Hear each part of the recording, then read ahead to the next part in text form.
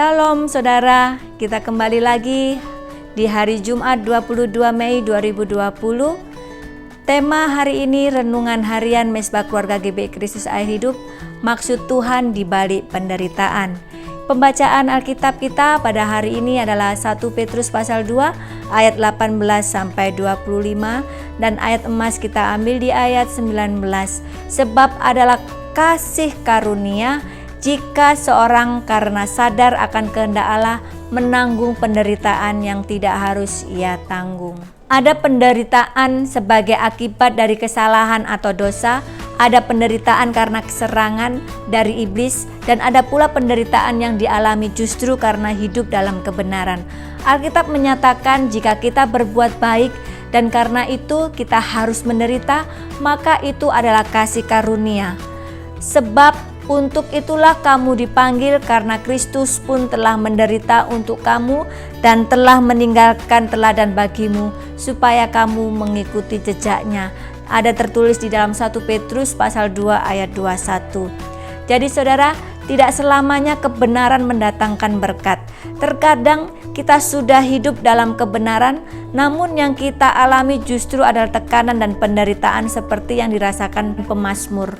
Dalam Mazmur pasal 73 ayat 13 sampai 14 dikatakan, sia-sia sama sekali aku mempertahankan hati yang bersih dan membasuh tanganku tanda tak bersalah.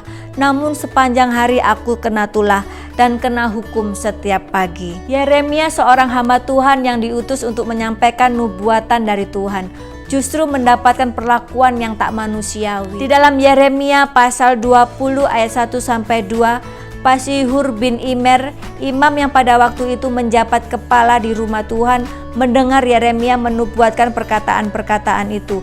Lalu Pasihur memukul Nabi Yeremia dan memasungkan dia di pintu gerbang Benyamin yang ada di atas rumah Tuhan. Mengapa Tuhan mengizinkan hal itu terjadi?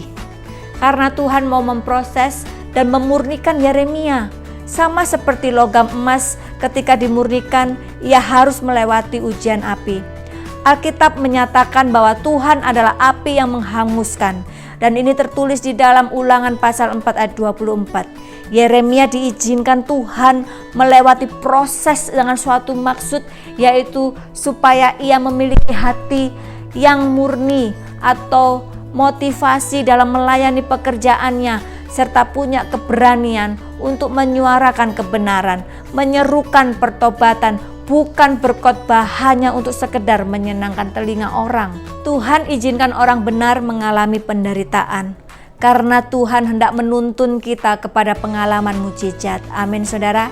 Tuhan tidak mau kita hanya mendengar dari kata orang bahwa ia adalah sumber mujizat, tetapi Tuhan mau kita juga mengalami mujizatnya sehingga hidup kita menjadi berkat dan kesaksian bagi orang lain. Saudara yang dikasihi dalam Tuhan, di balik penderitaan yang dialami orang benar, Tuhan punya rencana besar. Amin. Puji Tuhan, renungan pada hari ini biarlah menjadi perenungan dalam kehidupan kita. Tuhan Yesus memberkati.